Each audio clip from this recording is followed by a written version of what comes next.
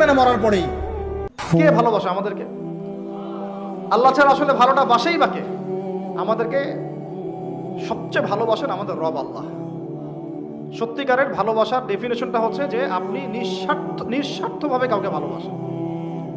আমাদের আশপাশে যারা আছে, যারা হালাল, ইভেন হালাল, আমার মা, আমার বোন, আমার বাবা, আমার স্ত্রী, আমার ছেলে, আমার মেয়ে, এদেরও যদি কখনো স্বার্থে আঘাত পড়ে, দেখবেন সেও আপনার পাশ থেকে সরে যাচ্ছে।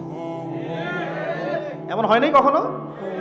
আপনার বন্ধু, আপনার ব্যবসার পার্টনার, আপনার বস, আপনার কলিগ, ওদের স্বার্থে আঘাত হলে ওরাও সরে যাচ্ছে পাশ থেকে। জিগরি দোষ সরে গেল পাশ থেকে, হয় না এমন? ভালোবাসা দুই প্রকার। বলেন কয় প্রকার? আমার সাথে বলেন, এখানে শেষ করে দিব 10টা মিনিট। ভালোবাসা কয় প্রকার? একটা হচ্ছে নিঃস্বার্থ ভালোবাসা। কি স্বার্থ? কোনো স্বার্থ নাই, নিঃস্বার্থভাবে ভালোবাসা।